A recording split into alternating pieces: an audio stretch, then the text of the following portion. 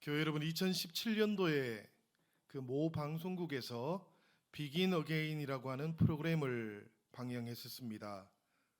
이 프로그램은 이미 정상에 이른 뮤지션들이 화려한 무대를 떠나서 그야말로 달랑 기타 하나, 금반 하나만 가지고 낯선 길거리 버스킹을 통해 처음 노래를 시작했던 때의 그 감격을 다시 느끼고, 그리고 음악을 향한 처음 마음을 회복하려고 했던 그런 프로그램이었습니다. 그래서 그 프로그램의 제목이 다시 시작이라는 이름을 가지고 있는 비긴 어게인이었습니다.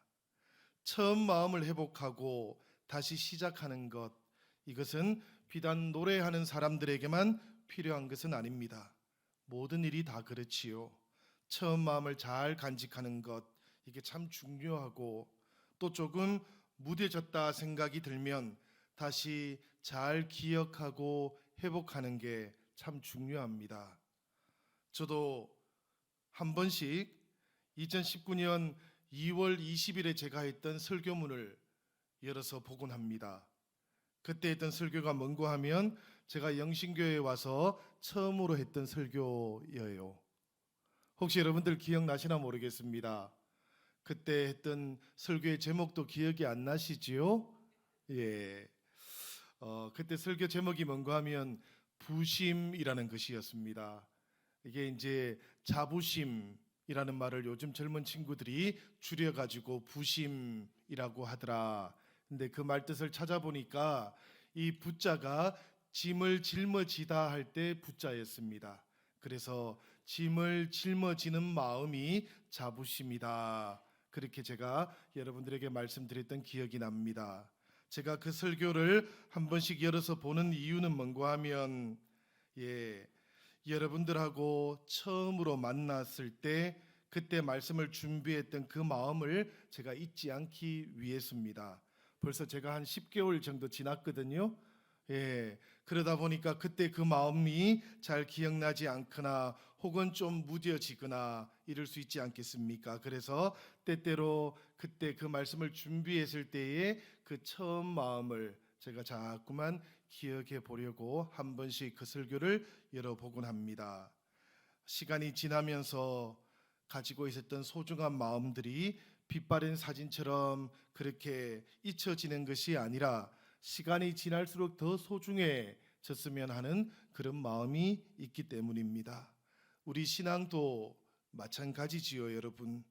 주님을 향한 우리의 처음 마음, 주님을 만났을 때의 그 감격스러웠던 그 마음을 잘 기억하는 것이 참 중요합니다. 그리고 이 마음을 잘 간직하기 위해서 주님과 다시 시작하는 것, 이것도 참 중요한 일입니다. 우리 교회가 2월에 주님과 함께 이 신앙의 감격을 다시 느껴보려고 몇 가지 중요한 변화를 받아들였습니다. 예배의 변화도 조금 있고요. 또 구역 교회도 변화를 받아들였습니다. 변화를 받아들인 이 마음은 주님을 향한 첫 사랑, 그 첫 마음을 회복하고 싶은 마음인 줄 압니다. 감격스러운 신앙을 위해서 주님과 다시 시작하려는 그런 마음인 줄 생각이 됩니다. 우리가 이런 마음을 품고 있기 때문에 우리 주님께서 찾아와서 우리와 만나 주실 줄 저는 굳게 믿고 있습니다. 오늘 본문의 말씀을 보면 부활의 주님께서도 심지어는 이런 마음조차도, 다시 시작하고자 하는 마음조차도 품지 못했을 시몬을 찾아가 주셨어요. 지금 시몬은 물고기를 잡고 있던 갈릴리 바닷가에 다시 돌아와 있습니다. 이 갈릴리 바닷가라는 곳은 베드로와 주님 사이에 있었던 그 모든 일이 시작되었던 장소입니다. 정확히 3년쯤 전이었지요. 그때 베드로와 또 베드로의 동료들이 물고기를 잡고 있었습니다. 그때도 밤이 새도록 아무것도 잡지 못하고 있었는데 예수님께서 시몬에게 말씀하시기를 다시 한번 깊은 곳으로 가서 그 물을 던져보아라, 그렇게 말씀을 하셨습니다. 그리고 그 말씀에 순종했던 시몬은 그물이 찢어질 만큼 많은 물고기를 잡았다고 합니다. 그때 시몬은 자신에게 말을 걸어 주었던 이분이 이스라엘이 기다리고 있던 메시아라는 것을 직감하게 되었습니다. 메시아가 자신을 찾아오니까 베드로는 자신이 죄인이라는 고백을 할 수밖에 없었습니다. 그래서 예수님에게 시몬이 이렇게 고백했던 것이죠. 주님, 내게서 떠나 주십시오. 저는 죄인입니다. 이게 진짜로 떠나란 말이 아니에요. 메시아 앞에서 우리는 죄인일 수밖에 없습니다라는 고백을 했던 겁니다. 그러자 예수님께서 베드로에게 이렇게 말씀을 하셨습니다. 너는 사람을 살리는 어부가 되어야 한다. 주님의 이 부르심을 들은 베드로는 이 말씀을 따라서 꿈처럼 예수님을 따라 나섰지요. 그리고 온 열정을 다 바쳐서 주님과 갈릴리에서, 가브나움에서, 사마리아에서, 예루살렘에서 주님과 함께하는 시간을 가졌습니다. 그러다가 마지막에는 정말 지원해 버리고 싶어 할 만큼 악몽을 가지게 되기도 했습니다. 그렇게 시몬의 3년, 베드로의 3년은 끝이 나 버렸습니다. 그리고 지금 다시 갈릴리 바닷가에 있는 겁니다. 그 시몬은 지금도 여전히 물고기를 잡지 못하고 있습니다. 그러자 주님께서 이번에도 다시 그물을 오른쪽에 던져 보아라, 그렇게 말씀을 하셨습니다. 그리고 시몬은 이번에도 다시 그물을 들어 올렸을 때 올리지 못할 만큼 많은 물고기를 잡았다고 성경은 우리에게 알려줍니다. 마치 데자뷰 같죠, 여러분. 시몬은 똑같은 경험을 3년 전에도 한번 했던 겁니다. 그리고 지금 또 하고 있는 것이죠. 이 경험을 하니까 이게 마치 데자뷰처럼 느껴졌을 겁니다. 그렇지, 내가 주님을 처음 만났던 그날 또 이런 일이 있었지라는 것을 깨닫게 되었을 거예요. 숯불을 밝히고 조반을 먹이시던 주님께서 그런 생각에 사로잡혀 있던 시몬에게 말씀을 하셨습니다. 대화를 시작하십니다. 저는 만약에 이 시몬을 향한 주님의 말씀, 이 대화가 없었다면 시몬의 인생이 과연 어떻게 되었을까 늘 생각해 보곤 합니다. 왜 그런가 하면 꿈을 잃어버린 채 죄책감에 사로잡힌 채 살아가야 했을 시몬의 삶이 얼마나 고통스러웠을까 늘 공감이 되기 때문입니다. 그런데 주님께서 찾아오셨고 말을 걸어주셨고 베드로의 이야기도 들어주셨습니다.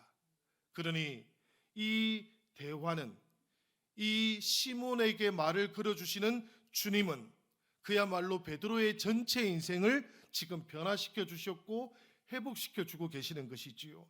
이 대화가 베드로의 인생에서는 가장 중요한 순간입니다. 제가 생각할 때는 베드로의 개인적인 인생사에서 가장 결정적인 순간은 바로 이 순간이에요. 우리가 사도행전을 보면 베드로는 엄청난 사도가 됩니다. 수많은 성공의 순간들을 가지게 됩니다마는, 그러나 오히려 실패의 한 가운데에서 주님을 만나고 주님과 대화를 나누고 있는 바로 이 순간이야말로 베드로 인생에서는 가장 결정적인 순간이라고 저는 생각이 돼요. 예수 그리스도와 이야기를 나누는 인생들이 되시기를 바랍니다, 여러분. 예수 그리스도와 대화하는 인생들이 되시기를 바랍니다. 좋은 날들이 찾아왔을 때에도 주님과 대화를 나누시고요, 마찬가지로 어려운 날들이 찾아왔을 때는 더 많이 주님과 대화를 나눌 수 있기를 바랍니다. 주님께서는 늘 우리를 찾아오시고 우리와 이야기를 하시는 분이셔요.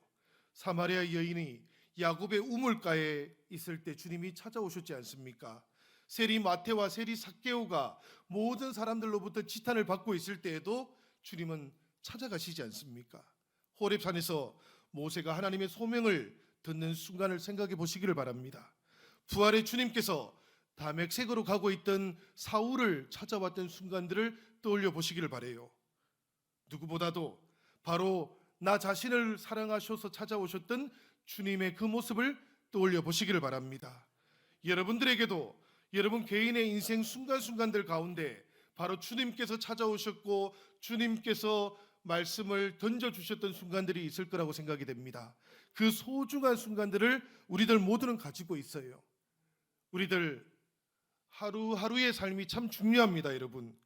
우리 인생 가운데 이 모든 일상의 순간들은 참 중요합니다만은, 그러나 일상과는 비교할 수도 없는 중요한 순간들도 있습니다.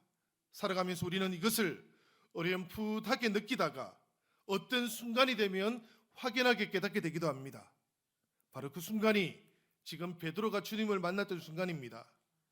그 순간들은 하나님과 깊이 만날 수 있는 순간이고요, 주님과 다시 시작할 수 있는 순간이기도 합니다.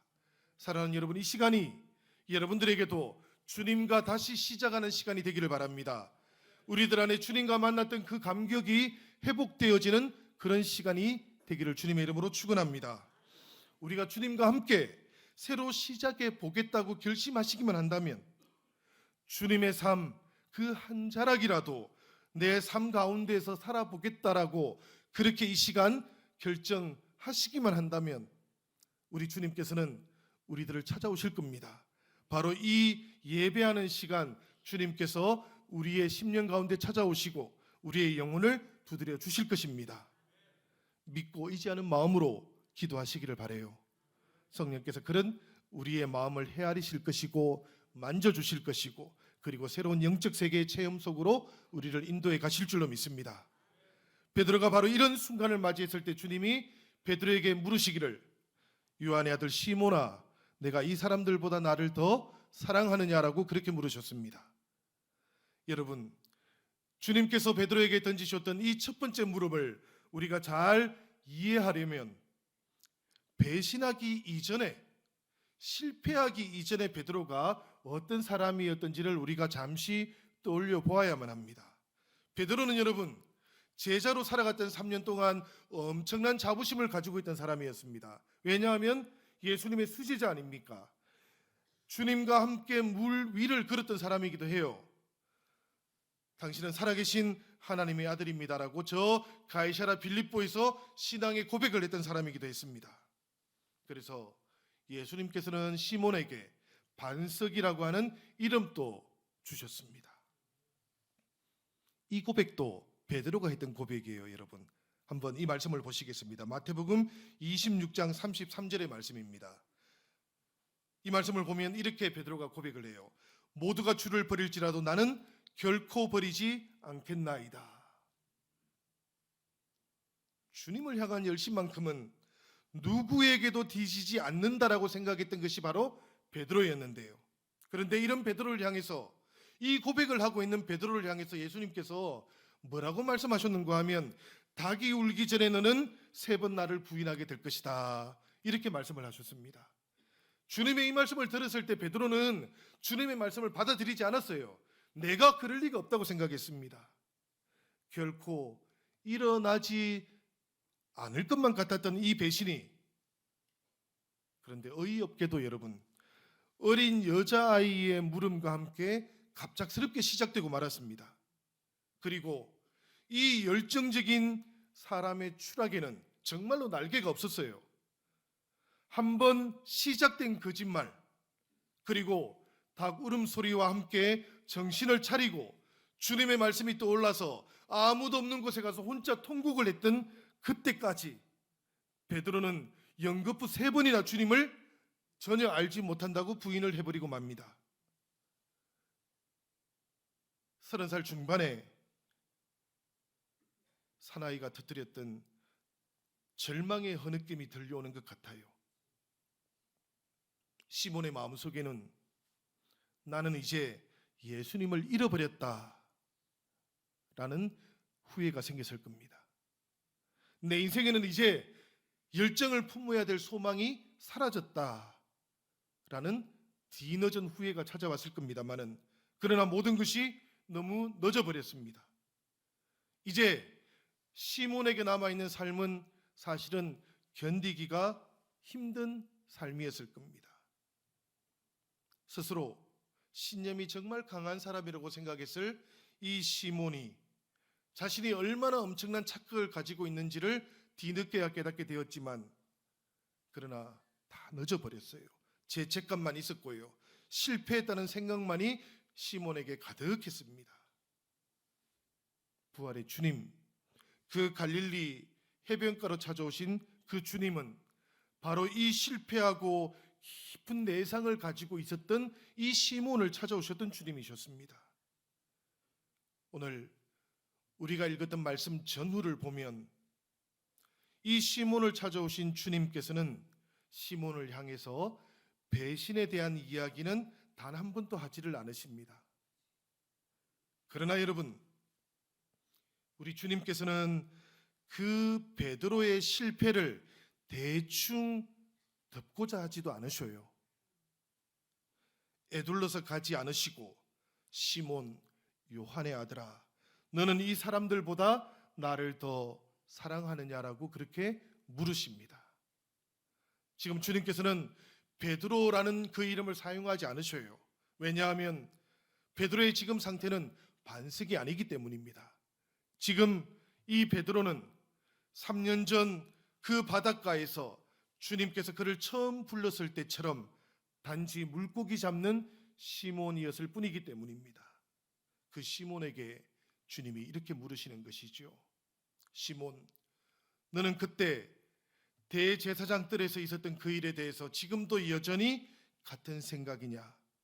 시몬아, 너는 나와 무슨 관계가 있느냐? 시몬아, 너는 누구냐라고 그렇게 물으십니다. 주님이 이 물음을 묻고 있는 동안 시몬은 예수님의 눈도 바라보지를 못했을 겁니다. 그 마음이 요동치고 있었을 거예요. 시몬의 마음을 충분히 헤아렸겠지만, 그러나 주님께서는 적당히 넘어가지는 않으십니다. 그 일은 얼버무리면서 지나갈 수 있는 일이 아니지 않습니까, 여러분? 이미 뒤엉켜 있고요, 상처로 남아있는 기억들이 가득합니다. 이것을 두고 그냥 넘어갈 수 있는 방법은 없는 것이지요. 주님과의 관계를 근본적으로 새롭게 세워야 하는 겁니다. 주님과의 관계가 깨어져 있는 겁니다. 지금 우리도 이런 때가 있지 않습니까? 주님과의 관계가 그저 깨어진 그대로 남겨놓은 채 갈 수 있는 방법은 없을 때가 있습니다. 여러분, 신뢰로 가는 다른 길이 없기 때문에 주님께서는 확인해야 하는 겁니다. 그것이 때로는 고통스럽다 할지라도. 시편 32편 3절에서 5절의 말씀을 보면 다윗도 이것을 알고 있었습니다. 다윗이 하나님 앞에서 이렇게 고백을 합니다. 우리 이 고백의 말씀을 함께 한번 읽어보도록 하겠습니다. 다 같이 읽겠습니다. 시작. 주님, 처음에 나는 내 죄에 대해 침묵하려 했습니다. 그러나 그 때문에 아침부터 저녁까지 저는 고통으로 탄식해야 했습니다. 낮과 밤으로 주님의 손이 나를 바닥까지 짓누르는 것처럼 느껴야 했습니다. 그 때문에 가장 더운 여름철 마름처럼 내 생명의 기운이 다 빠져나가는 것만 같았습니다. 그래서 나의 허물을 주님께 고백하기로 결심했습니다. 내가 행했던 것, 나의 죄를 이제는 더 이상 주님께 침묵하지 않겠습니다. 다윗은 이렇게 주님께 참회의 기도를 드렸어요. 다윗의 경우는 밧세바 사건 때문이었습니다.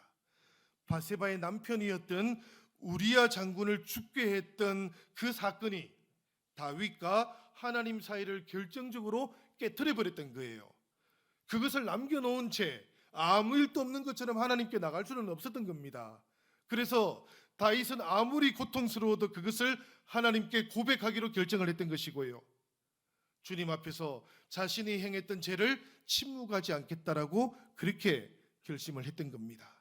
베드로의 경우는 성금요일에 있었던 그 배신이 지금 베드로와 주님 사이를 완전히 깨어 놓고 있었던 겁니다. 이 돌이킬 수 없었던 베드로의 실패와 죄책감에 대해서, 그리고 그 내면의 상처에 대해서 우리 주님께서는 용서하시기 위해서, 받아들이기 위해서, 다시 회복시키시고 세우시기 위해서 지금 베드로를 찾아가셨고, 그리고는 베드로에게 묻고 있는 겁니다. 베드로야, 시몬아, 모두가 주님을 버릴지라도 나는 결코 버리지 않겠다고 했던 그 고백이 아직도 유효한 것이냐? 지금도 여전히 너는 그렇게 생각하는 것이 맞느냐라고 그렇게 물으시는 겁니다. 그래서 주님의 첫 번째 물음이 이 물음인 거예요. 요한의 아들 시몬아, 내가 이 사람들보다 나를 더 사랑하느냐? 이 사람들보다 더 사랑하느냐라고 물으시는 이유는 시몬이 모두가 주님을 버릴지라도 나는 결코 버리지 않겠다라고 고백했던 적이 있었기 때문에 그렇게 물으시는 겁니다. 이 물음 앞에 시몬은 제가 한번 부인했었지만 그래도 주님을 사랑하는 것을 주님께서 아십니다라고 그렇게 고백을 했던 거예요. 이 대답과 함께, 이 고백과 함께 실패했던 제자 베드로는 자신의 허물로부터, 내면의 상처로부터 벗어나기 시작했을 겁니다. 주님과 다시 시작하는 순간을 맞이하게 된 겁니다. 사랑하는 여러분, 입술의 고백이 참 중요한 겁니다. 우리가 주님을 사랑한다는 생각을 늘 가지고 있잖아요. 우리가 하나님 앞에서 하나님의 인침을 받은 자녀라는 그런 정체성도 우리가 가지고 있잖아요. 우리 마음속에 그런 생각들이 있잖아요. 그런데 그런 생각이나 마음들은 잘 정리되어 있지 않을 때가 대단히 많습니다. 여러 가지 생각들이 혼재되어 있는 경우가 많아요. 내가 주님을 믿으면서도 믿지 않는 감정이 공존되어 있기도 한 겁니다, 사람은. 그런데 어느 순간인가 그 마음의 생각들을 언어로 정리를 하고 그것을 입술로 표현하는 순간이 되면 우리 마음에, 우리 생각에 분기점이 딱 만들어지는 겁니다. 이전과 이후가 만들어지는 거예요. 그렇기 때문에 입술의 고백이 중요한 겁니다. 마음을 담지 않은 입술의 고백이라는 표현이 아니에요. 이게 입술의 고백이 중요하다는 것은 우리 마음속에 혼재되어 있던 여러 가지 감정들이 한번 정리된다는 이야기입니다. 그리고 표현된다는 이야기예요. 그러면서 하나님 앞에서 내 생각과 마음이 잘 정리되어서 고백된다는 이야기가 바로 입술의 고백이라는 이야기입니다. 그 갈릴리 바닷가에서 시몬이 그 여러 가지 혼재되어 있는 감정들, 트라우마들, 그런 실패감들이 있음에도 불구하고 주님이 물으시니까 주님 앞에 대답하기 위해서, 응답하기 위해서 그 마음을 지금 딱 정리를 한 겁니다. 주님, 제가 실패했습니다. 주님, 제가 죄책감이 있습니다. 그럼에도 불구하고 제가 주님을 사랑하는 줄 주님께서 아십니다. 그 고백을 하는 순간 베드로는 달라진 겁니다. 우리의 경우는 시몬하고 다를 겁니다. 우리의 경우는 다윗하고도 다를 겁니다. 그 어떤 다른 것이 주님과 우리 사이에 놓여 있을 수 있겠습니다. 그러나 여러분, 베드로를 만나셨던 주님께서 그 상처에 손을 얹어서 베드로를 치유해 주고 싶었던 것처럼 우리 상처 입은 곳에도 주님께서는 손을 얹으시고 우리의 깨어진 곳을 다시 회복시키시기를 원하십니다. 용서해야 하는 사람과 좀 불편한 관계 속에서 살아오셨다면 주님께서는 그 불편한 관계 위에다가 손을 얹으시기를 원하십니다. 주님과 더 깊이 만나고 싶지만 주님과 교제하는 시간을 잘 내지 못하고 계시다면 우리 주님께서는 그 시간에 대한 우리의 관계 위에다가도 손을 얹으시기를 원하십니다. 한 해 한 해 지나갈수록 인생의 의미가 좀 희미해지고 있다면 주님께서는 인생에 대한 나의 관계 위에도 손을 얹으시기를 원하십니다. 애통하는 마음을 가지고 계신 분들, 그 마음 위에다가 주님께서는 그분의 손을 얹으시기를 원하시는 분이십니다. 여러분, 저는 주님께서 저의 상처에 손을 올리시고 네가 나를 사랑하느냐 그렇게 물으시면 언제라도 저는 제가 주님을 사랑하는 줄 주님께서 아십니다라고 그렇게 대답하는 사람이 되고 싶습니다. 왜냐하면 주님과 다시 시작하는 회복의 은혜가 반드시 찾아올 것을 믿기 때문입니다. 상처가 있는 곳에 주님의 손이 올리워지는 것을 두려워하지 마시기 바랍니다. 주님과 함께 다시 시작하시기만 하면 다시 치유되고 회복되어질 것을 믿으시기 바래요. 시몬에게 던져주었던 그 짤막한 물음을 통해서 여러분, 예수님께서 진정으로 듣고 싶었던 것, 알고 싶으셨던 것이 무엇일까요? 그것은 바로 시몬이 아직도 주님을 향한 사랑을 가지고 있는가 하는 것이었습니다. 주님은 이제 시몬으로부터 그 대답을 들은 것이죠. 모든 사람은 다 주님을 떠나도 나는 주님을 떠나지 않겠습니다라는 그 고백이 지금도 여전히 시몬의 마음속에 남아있다는 것을 알게 되신 겁니다. 이제 주님의 물음은 달라집니다. 다른 사람들하고 비교하면서 시몬에게 묻지를 않아요. 시몬의 중심을 향해서 주님께서 물으십니다. 시몬아, 네가 나를 사랑하느냐? 첫 번째 물음은 여러분, 시몬아, 네가 다른 사람들보다 나를 사랑하느냐 물으셨는데, 두 번째는 시몬의 중심만을 바라보시면서 시몬아, 네가 나를 사랑하느냐? 시몬아, 너에게 나를 향한 아가페가 있느냐? 그렇게 물었습니다. 그러자 베드로가 뭐라고 대답하는가 하면, 제가 주님을 사랑하는 줄 주님께서 아십니다 라고 그렇게 대답을 했어요. 그런데 여러분, 주님께서는 너에게 아가페가 있느냐라고 물으셨고, 베드로는 제가 주님을 향한 필레오가 있는 것을 주님께서 아십니다라고 대답을 합니다. 이 필레오는 친구들 사이에 우정을 가리키는 사랑의 언어입니다. 베드로는 이제 조금 주님 앞에서 겸손하게 대답할 줄 알게 되었습니다. 예전에는 모두가 다 주님을 버려도 나는 주님을 버리지 않겠습니다라고 그렇게 자신만만하게 대답했지만, 이제는 그런 베드로가 아닙니다. 여러분, 주님, 아니요, 제가 어떻게 하나님의 사랑인 아가페로 사랑한다고 말할 수 있겠습니까? 제 마음은 주님을 향해 불타오르고 있기는 하지만 그래도 주님의 사랑과는 비교할 수 없는 것입니다. 주님, 그래도 저는 주님을 사랑합니다. 그 마음을 주님께서 아시지요. 이렇게 대답을 했던 겁니다.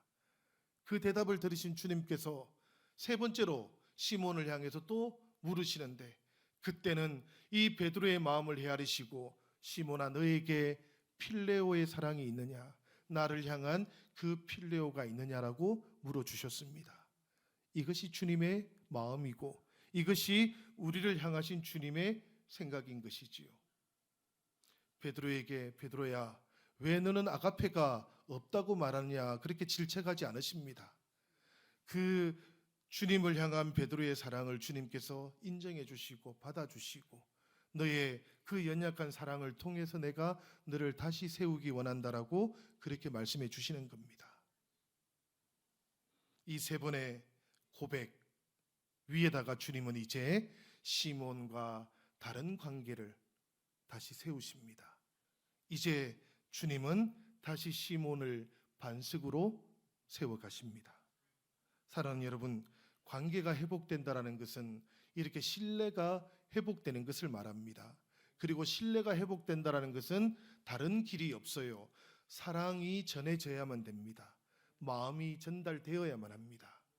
우리도 하나님을 향해서 이런 사랑의 고백이 있을 때 깨어진 우리의 신뢰가 회복되어질 줄로 믿습니다. 이미 하나님께서는 사랑이 신뢰를, 관계를 회복하는 것이라는 것을 잘 알고 계셨기 때문에 로마서 5장 8절의 말씀처럼 우리를 향해서 이렇게 말씀하셨던 겁니다. 우리가 아직 죄인이었을 때에 그리스도께서 우리를 위하여 죽으심으로 하나님께서 우리를 위한 자기의 사랑을 증명해 주셨습니다. 하나님께서는 신뢰가, 관계가 온전하게 세워지기 위해서는 사랑이 꼭 필요한 것을 아시는 분이십니다. 그러니 여러분, 우리도 하나님을 향해서 다시 세워지기를 바란다면, 다시 시작하기를 원하신다면 하나님을 향해서 무엇보다도 이 마음과 사랑이 온전하게 고백되어지기를 바랍니다. 저 성금요일 대제사장의 뜰과 오늘 이 갈릴리 바닷가 주님을 향해서 사랑을 고백했던 그 사이에 여러분, 이 하나님의 사랑을 담고 있는 십자가가 서 있는 거예요. 이 베드로는 그 십자가를 다시 만났고 다시 회복되어졌던 겁니다. 이 십자가는 그래서 시몬에게는 이런 것이었습니다. 시몬아, 나는 너를 사랑한단다. 너의 실패는 결코 우리 관계의 끝이 아니란다. 다시 시작할 수 있는 기회는 항상 있는 것이란다. 하나님에게 너는 언제나 최고로 소중한 존재란다. 십자가는 시몬에게는 바로 이런 의미였습니다.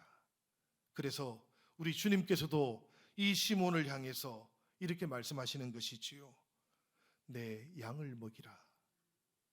주님께서는 실패한 베드로의 자리에 새로운 제자를 찾아서 그 자리를 채우지 않으셔요.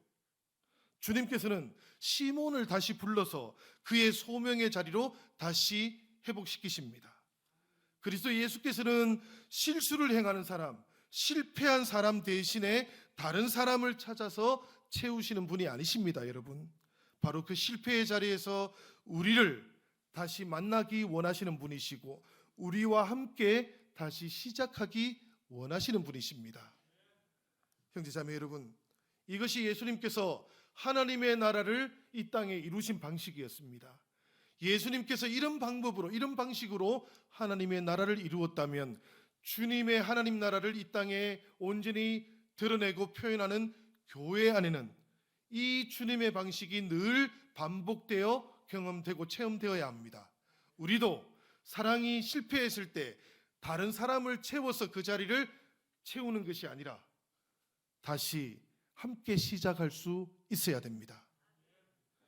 저는 오늘 여러분들에게 예레미야 애가의 3장 22절의 말씀을 읽으면서 이 말씀을 마치려고 하는데요. 이 말씀은 이렇게 되어 있습니다. 여러분들도 화면을 보시면 좋겠습니다. 여호와의 인자와 긍휼이 무궁하심으로 우리가 진멸하지 아니함이니이다. 이것들이 아침마다 새로우니 주의 성실하심이 크시도소이다. 아멘. 하나님의 사람들은 이것을 늘 고백하는 사람들이에요. 아침마다 새롭게 주님과 다시 시작하고자 하는 사람들, 그 사람이 바로 하나님의 사람들이고 그것이 바로 우리 교회의 이야기이기도 하다는 것을 꼭 기억하시길 바랍니다. 2월의 첫 주일, 우리에게도 사랑하는 우리 교회에도 우리 구역과 시니어 처치와 새로운 예배에도 주님과 함께 다시 시작하는 풍성한 은혜가 함께 하시기를 바랍니다. 그래서 주님과 함께 아름답게 새롭게 시작하는 2월이 되고 2020년 한 해가 되기를 우리 주님의 이름으로 간절히 축원합니다.